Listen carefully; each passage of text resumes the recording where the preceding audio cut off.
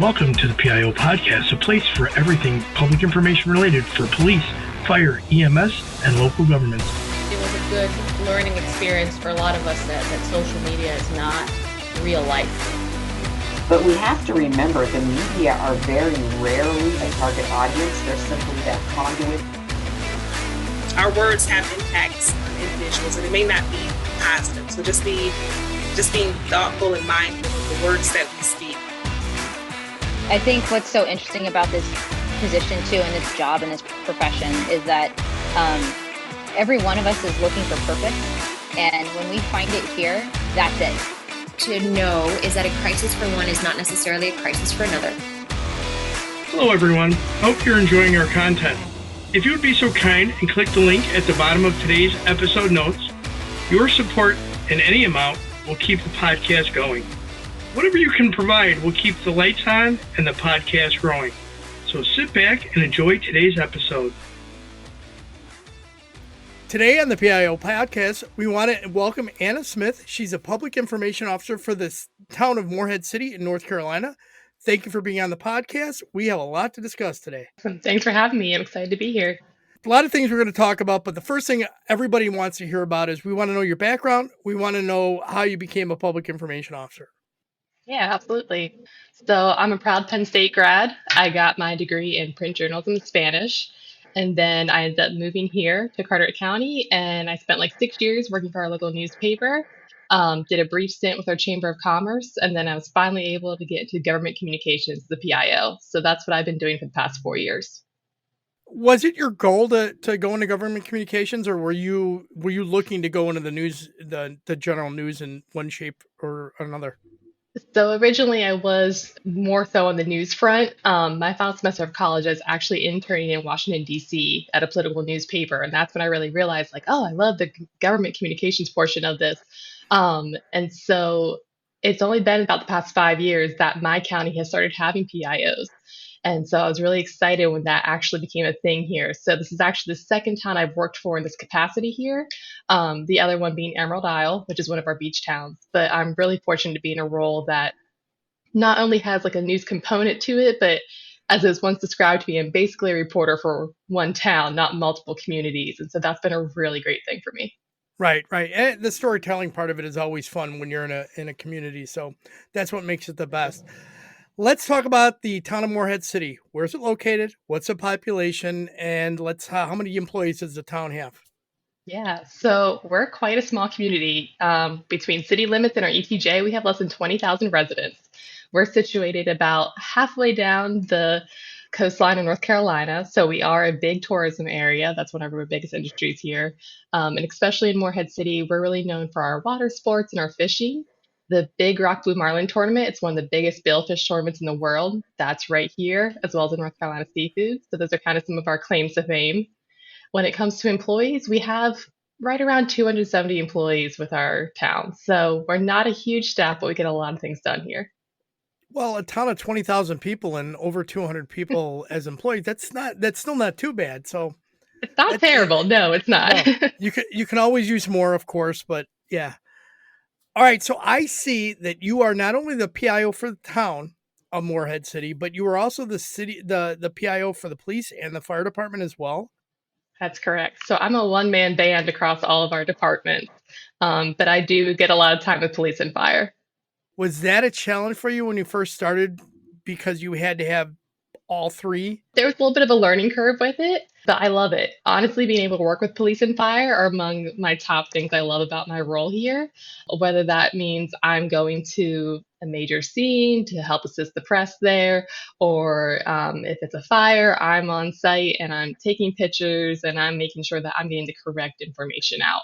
And are you responding? Are you the 24/7 PIO, so you'll go out at night as well? I will go out at night. I was fortunate this past weekend. We had a major storm happen between like 3 and 4 a.m. on Saturday morning. And we actually had a boat that caught fire, complete loss, 28-foot boat because it's hit by lightning. My boss is a rock star and he stepped in. He's like, you don't need to come over the bridges right now. Like, I got this one, but I was at home working remotely in tandem with him. So there's been some times where I've had to run out of the gym with my gym clothes and respond to fire, but it's all good.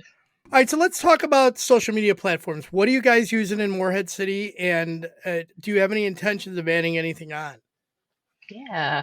Right now we have consolidated some of our Facebook pages. We had a couple departmental Facebook pages that we did consolidate so we could have a more consistent, cohesive branding initiative across the city.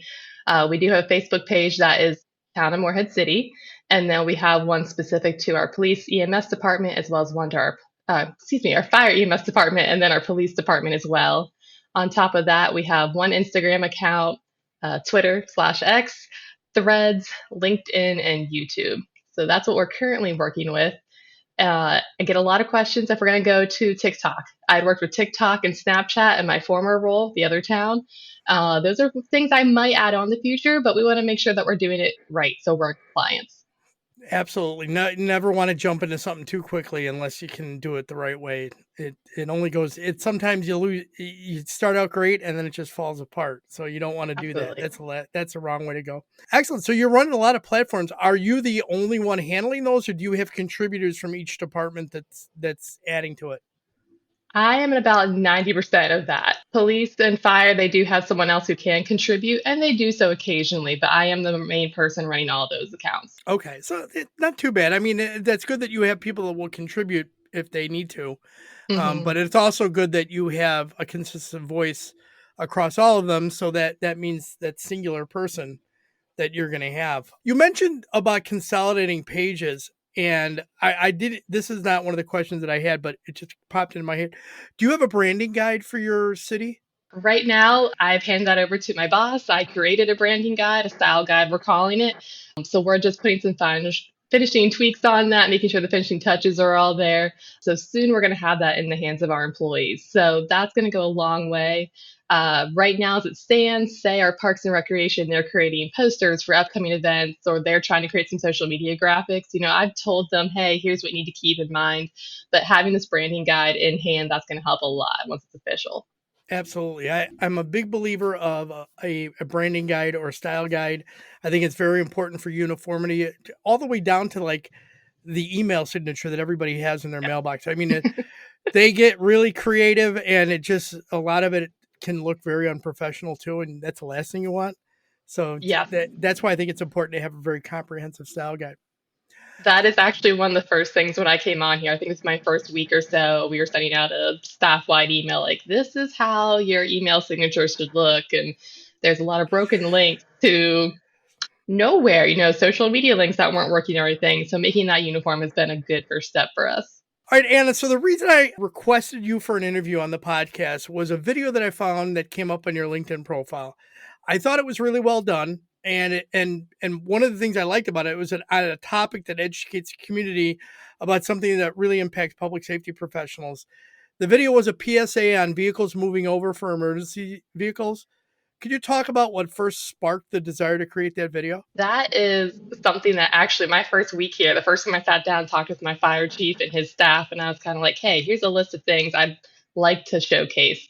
I've lived in this area for 13 years now, so it's something I've noticed both professionally and personally. And so it's kind of something we said, that'll be great, but it got put in the back burner. And then more recently, I've had several members of that department who were like, man, we were trying to respond to this call and people just weren't getting over, or they're getting to the left lane. So now we're blocked in the left and the right lane. And most of our roads here are 2 lanes. So that's a problem. There's only 2 lanes per direction. So we were able to pull that video together pretty quickly.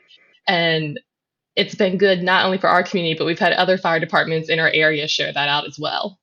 Outstanding. That's usually the best form of praise, is when it gets moved out to other agencies and they want to share it as well. That's always awesome. I truly liked how you incorporated video footage from a responding fire truck that was almost struck as it went to make a left turn. Have you looked at like the metrics of the video that you put together to see the impact, or have you gotten anecdotal stuff from the community? Yeah, so we've had a lot of feedback. The main guy who was driving the vehicle in the for like 24 hours. He's like, Mrs. Anna, my phone won't stop blowing up. Like he was just blown away. He's actually a newer full-time employee with our department. So that was his first time I'd really put him specifically on camera. So not only just his personal feedback of all of his people who had seen it, but like I said, we are getting a lot of people who comment, especially on that portion. I did not realize we had that footage until the morning we were filming. And the captain of that shift was like, hey, have you ever seen this video? And he pulled it up and I was like, I didn't know that was a thing. And so that was really, I thought that was a good touch to add that in because we can do kind of the humorous video and people are like, oh, okay. And then when you show the actual dash cam footage of it, and then ironically, it was 2 days later, I ended up talking to the guy who was driving the engine that day of that footage. And he goes, yep, I stopped doing dash cam footage after that because it was really scary for him to go back and like rewatch that. And Oh, I'm sure. yeah, but that added extra depth to that video, we thought, to get that message across to the public. I think it was very well done. It was the right thing in at the right time to put in there. I personally felt that definitely sends a message to the community that there's a lot of risk involved, and just simply moving over and getting out of the way is the best thing to do, and doing it the right way as well. Absolutely. So you also have an effective way of imparting humor into your video. I like how you brought awareness to hurricane preparedness. Can we talk about that video? And I've seen some departments do something when they put weather alerts out, but that was really a fun way of doing it. Yeah, so we are being situated along the coast. We are kind of a magnet for hurricanes, unfortunately. We stick out a little bit farther than most of the coastline here in North Carolina. And so one of the things I wanted to do this year was a whole series of hurricane preparedness. So I have a couple other videos I've done as well, still working on some of them. But that one, again, is with our fire department. And I originally, had the guy on the teleprompter going through, here's what you should have in your hurricane kit as he was kind of putting stuff in the bucket. And we ended up shooting that final frame last just because we knew he was going to get soaked. And by the time I shot that frame, I turned off the camera and we were all laughing so hard too, which was great. I love when we can pull something together that's going to have a purpose, but also can have fun with it. And I stood there in the bay and we watched it and I looked back, I said, that's it. I said, that is it right there. I said, I was only going to use like 10 seconds of it at the beginning to get attention. But I said, that is it. That was about 30-second clip of him being blown and then getting doused with the fire hose and everything. Obviously, we did it in one take. I wasn't going to put him through that too often. And then we concluded with just the basic frame of him placing some stuff. It was actually one of my hurricane kits from home. So he was just placing stuff in that tote bin. And that has been really effective marketing. Anytime you can use humor as a way to draw attention to something, especially about an issue that's so important, I think and when you do it so well, it was really well done. For the listeners that can't see this yet, I'll add this into the video portion so they can see this in the picture, so you can see the video. It's very well done, and kudos to you guys for doing it.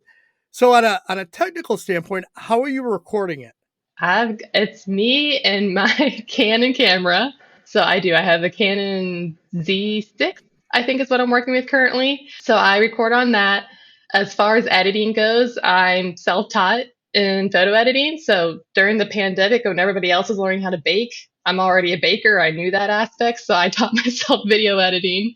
I figured if I had some extra time, it was the right time. But I'm using Adobe Premiere Pro, Epidemic Sound for any of my music, and occasionally some sound effects. And then I try to get all my own content. So B-roll, etc. I try to do that all organically ourselves. Occasionally I will have to use Canva for some B-roll footage. Pretty soon you won't even need to use Canva because you're going to be able to use some of the AI creators. I just saw a video the other day of one of the AI creators where you cannot tell that is a completely fabricated video from start to finish. What they're doing with some of the newer AI video production stuff is just amazing. Wow. This is crazy. We did a video last fall and it was about turkey fryers and frozen turkeys. And I slowed down the flames. I mean, flames going 12, 15 feet high, and I slowed them down. Then we reversed the image. And I had people who were like, that's CGI flames. And I was just like, I'm not capable of making CGI flames yet. It's coming, but not yet. So kudos to people who are really making that process work that well. Right. Yeah, absolutely.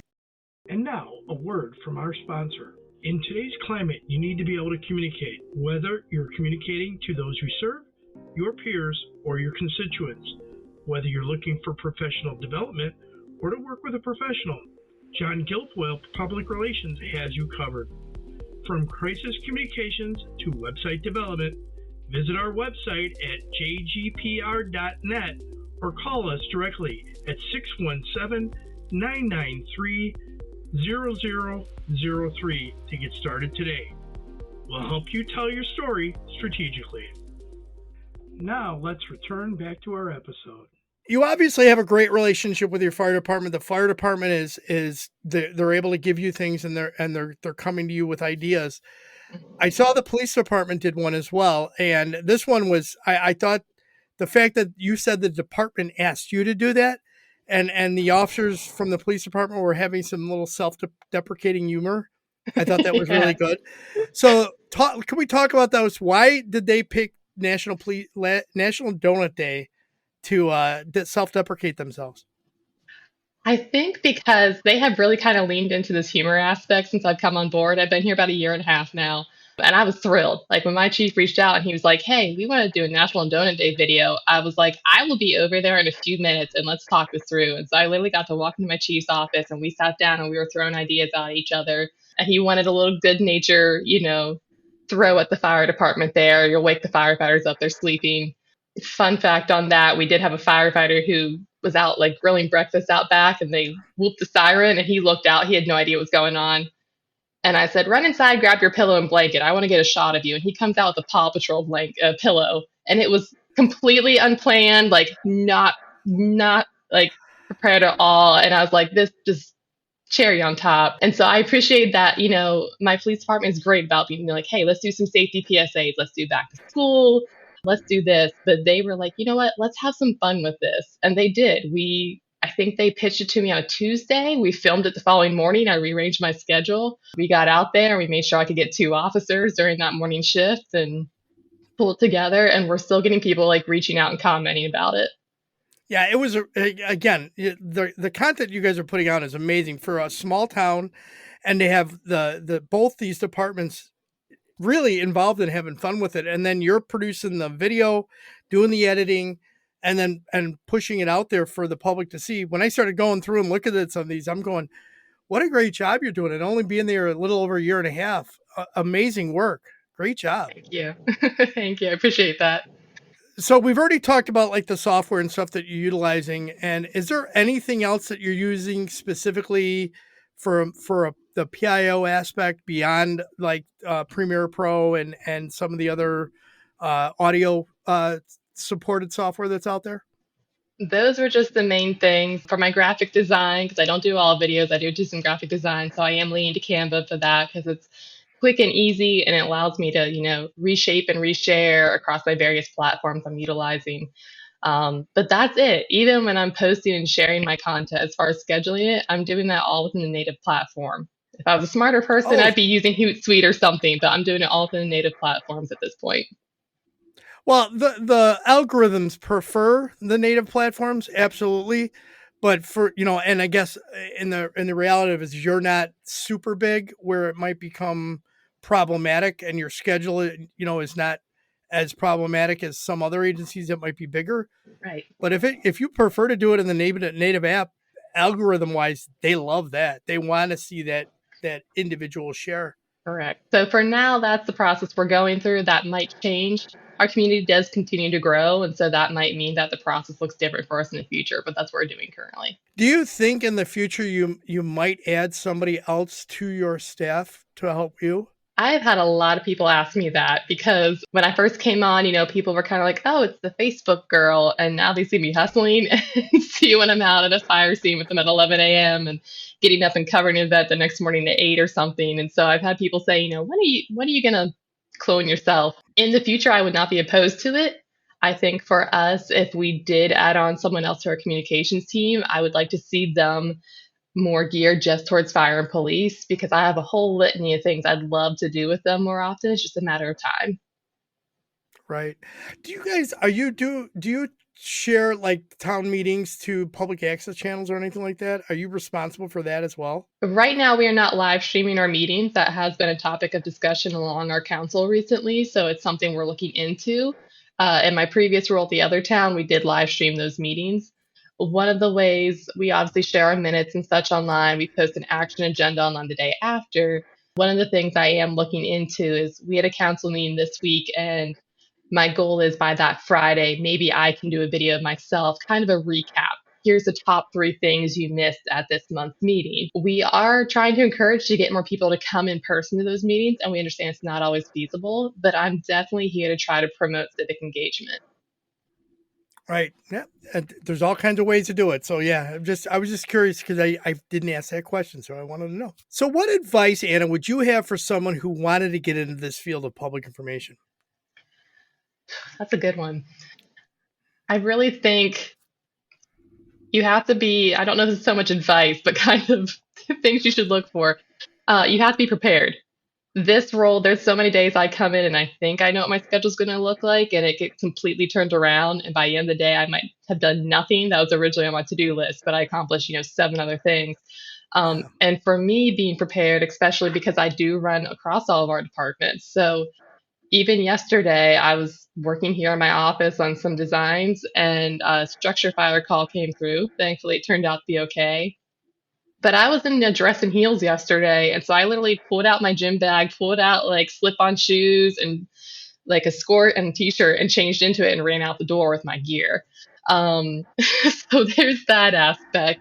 And then similarly in my car, I have a whole gamut. I call it my PIO go bag. So I have everything in there from like a beach towel if I need to lay it down to protect my equipment, hard hat, just a whole litany of things to use in case I need to run out to a call like that. So being prepared for anything really. And that includes anything from extra chargers, portable Wi-Fi across the spectrum. So just preparedness goes a long way in this role. Yeah, you never know when you're going to need it. And when you need it is when you don't have it. Exactly. So all right. So what significant challenges do you see that will be facing communication professionals in the public sector in the next 3 to 5 years? I think this is already something we're facing, but I think it's going to become even more prevalent in the coming years just because there are more like social media platforms and such coming online. So my community is one of those that has the traffic and alerts page. And so, for example, a couple of weeks ago, we had a large vehicle fire that was threatening several structures. And people are driving over the bridge, taking pictures of the smoke and posting it online. And it was off on a little island that is part of our district. And so by the time, I'm able to drop what I'm doing and get over there, it was maybe 10 minutes. But I already had reporters calling me because they had already seen it online, and people are already spreading misinformation. Oh, it's a house fire. Oh, it's a whole bunch of house fires. It's in this community, So all that to say is I think that just making sure that PIOs can get the right information out, like I said, being correct, being as quick as possible. With that being said, there isn't always a direct link between being quick and correct. And my emphasis has to be on getting the right information out. So it might not be immediate, but I want to get the right information out there. And so I think just combating that misinformation that's been going around and making sure that that's what gets out there. I'm fortunate to have a really great relationship with my media partners here in this area. I know some communities don't have a PIO here or something. So in that case, if that kind of event happens in their community, the press is just kind of grabbing a picture off that Facebook page, and it might not be the best. It might show identifying information that shouldn't be out yet.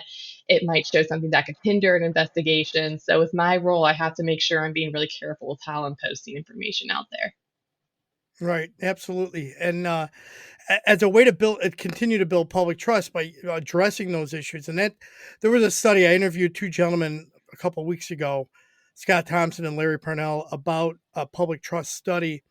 And one of the things that they talked about was the information going out and then not being corrected and not being vetted properly. So I think that's important to address that, because that is a significant challenge, because it's so much easier to get the information out than it was even 5 years ago. Absolutely. Now it's so exponential. Absolutely. Even from my time, I left journalism in 2017. So even from then to now, it's been a huge change. Yeah, absolutely. Is there a question, Anna, that I should have asked? And if so, how would you have answered it? That's another really great one. I know firsthand in this industry, there's a large risk of burnout. Even if you have multiple people on your teams, this could be an all-encompassing job. It is not strictly an 8 to 5 or a 9 to 5 job. You often have, a variety of other things that pop up, like you said, overnight, etc. So I think, how do you address burnout in this kind of position? And I've learned through personal experience, like you have to take care of yourself. I'm only going to be, I have to make sure that I'm in a good position to get the right information out to do a good job in my role here.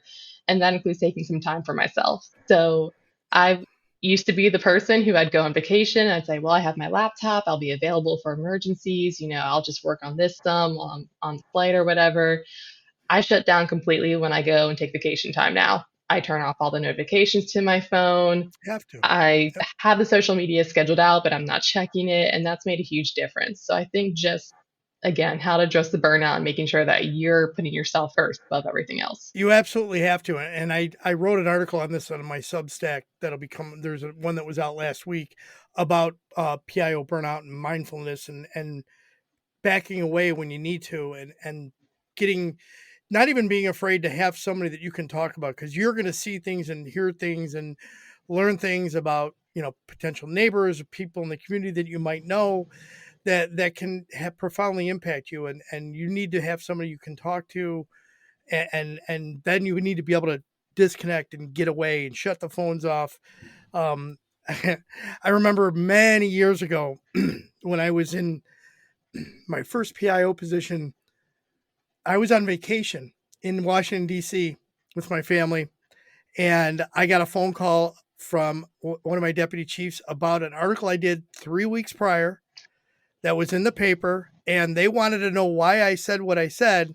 And I said, what is it? What is it about? It was about kits, trauma kits that the officers were issued.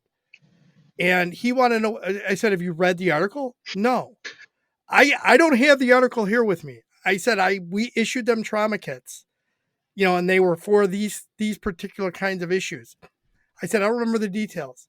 And then what does my wife do? My wife grabs the phone out of my hand. She goes, sir, we're on vacation. Don't call again. And she hangs up the phone. Oh That my was the gosh. last time I ever got bothered. They learned their lesson quick. Oh, yeah. That's funny. Even for me this year, I've taken a couple short trips, and the one day I was leaving for a friend's wedding, we had a Boots versus Badges blood drive in the morning, and that's the first one we've had here in our community. And so, of course, I was out that from like 5 a.m. to about 7:30, helping set up and everything. And I kind of joked. I said, "You guys know the second I leave is when all the press is going to call me trying to get interviews and such." And I live about 10 minutes away from my office. And as soon as I'm getting home, and I'm like literally putting bags in my car, they start blowing up my phone. So I just had a copy and paste response. And if they texted me, because a lot of them text me knowing they can get a real quick response at that, even if in a meeting. But I just had a copy and paste response. Hi, I'm going to be out of office until this date. Here's who you need to contact in the meantime. Here's their direct extension, et cetera, et cetera. And that worked really well. And they were all immediately like, I'm so sorry. I had no idea. And I didn't want them to think I was telling them off, but I was grateful they were able to respect my space then for a few days. Highly important. Very important. All right, Anna, let's switch this up. Let's go to some rapid fire questions. Let's do it. Morning person or night owl? Morning. Books or movies? Definitely books. Coffee, tea, or energy drink? I try not to drink too much caffeine for the sake of those around me, but I will do a chai latte now and then. Adult drink of choice? A bourbon smash or like a really good dessert martini after a nice dinner out. Bourbon smashes are good. Mm-hmm. Guilty pleasure food? Anything baked good. Like I said, I'm a baker. I've got a massive sweet tooth, so any dessert. Nice. If you could become an expert in something, what would it be? I had Spanish in me, but I wish learning languages was easier. I'd love to be multilingual. I'd love to learn some Mandarin and some French. Yeah, Mandarin would be good nowadays. Ask permission or beg for forgiveness? A mix of both, but usually more ask for permission first. What is one thing on your bucket list? Going back to the Spanish speaking, I'd love to visit Spain, and Greece is also on the bucket list travel. If you could have a non-caffeinated drink with any historical figure, living or dead, who would it be? I think Dolly Parton would be amazing. She's done just so much. I've heard nothing but how sweet she is, and I love her literacy effort for children. Yeah, she's a great person, really is. What's the best piece of advice you've ever received? Don't get comfortable. And that means like if I'm getting myself too comfortable, if I'm becoming stagnant, I'm like not making myself grow. I'm not encouraging myself to push myself some more. So I'll have to go with That's that one. excellent. Excellent. Final thoughts, Anna. What key points would you like the listeners to take from today's interview? Being in this public communications realm, it's a really important job. It's crucial in today's world. Doesn't all have to be serious. You can have fun along the way and still get that message out, even if it's on a serious topic. As we wrap up, is there a piece of wisdom or a motto you live by? Man, there's a couple of different ones. If I'm letting something frustrate me, I try to take a step back and ask myself, will this matter in 5 minutes, 5 hours, 5 days, 5 weeks, etc., and kind of look at the bigger picture. And that way I can separate what's just like a minor grievance for the day or determine if it's going to be something that could be an issue down the road and needs to be addressed. How can people best reach out to you if they want to connect or follow up on anything you're doing? They can look for me on LinkedIn, Anna Smith with the town of Morehead City, or they can shoot me an email at anna.smith@moreheadcitync.org. Excellent. And I will put all of that into the show notes. Sounds great. Anna, thank you very much for being on the show. This was awesome. You did a great job, and I truly love those videos. Keep it up. Awesome. I appreciate that feedback and appreciate the opportunity to be here today. And that was Anna Smith from Morehead City in North Carolina. That's all for this week. We hope you enjoyed this episode. Thank you for listening. Be sure to subscribe to the podcast to get notified on the latest episode. If you are listening on a platform that allows you to leave a review, please give us a review. Any review is appreciated. To support our efforts with the PIO podcast, you can click on the support button in the show notes, and any donation is appreciated. Thank you.